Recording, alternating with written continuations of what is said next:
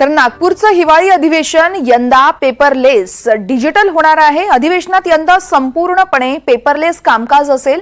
आमदारांसाठी प्रत्येक टेबलवर स्क्रीनची व्यवस्था करण्यात आली आहे। दोन्ही सभागृहात डिजिटल आसन व्यवस्था देखील इथं बनवण्यात आली आहे।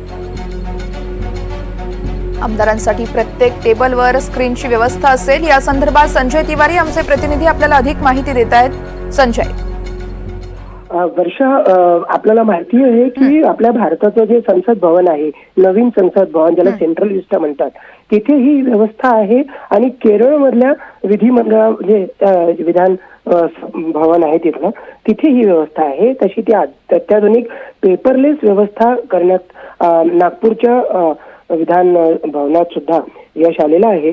आणि यामध्ये सर्वात महत्वाची गोष्ट म्हणजे आपल्याला माहिती आहे की कुठलंही अधिवेशन सुरू असेल तर अगदी दैनंदिन कामकाजाचे जे कागद येतात की विधान परिषद किंवा विधान सभागृहामध्ये कोणते कामकाज आहेत त्याची कागद येतात। त्याशिवाय लक्षवेधी आणि हे सगळ्याबद्दल प्रश्नोत्तराच्या काळामध्ये तासामध्ये जे प्रश्नोत्तर होणार आहेत त्यांचे उत्तर आणि प्रश्न त्यांचे एक वेगळं पुस्तक येतं। त्याशिवाय दिवसभर अशी कितीतरी कागद येत असतात, अहवाल येत असतात आणि त्याचा ठिकठिकाणी खच पडलेला असतो आणि ते कॅरी कसे करायचे, घेऊन कसे जायचे हा सुद्धा आमदारांपुढे बिकट प्रश्न होतो।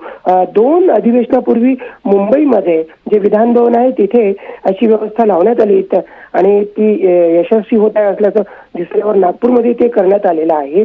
आणि यामध्ये महत्वाची गोष्ट म्हणजे अशी की वोटिंग जेव्हा होतं, मतदान होतं एखाद्या विषयावरती, प्रस्तावावरती, जेव्हा दोन्ही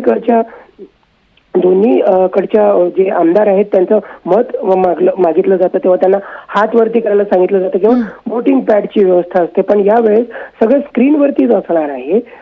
जे त्यांना प्रत्येक बाकावरती, प्रत्येक टेबलावरती एक स्क्रीन असणार आहे, एक कम्प्युटर देणार आहे।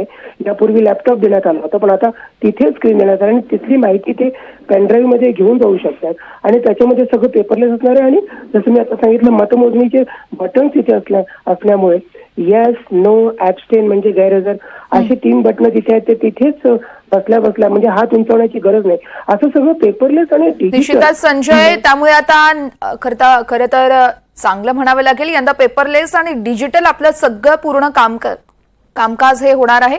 तुर्तास धन्यवाद तुम्ही दिलेल्या या सविस्तर माहितीसाठी।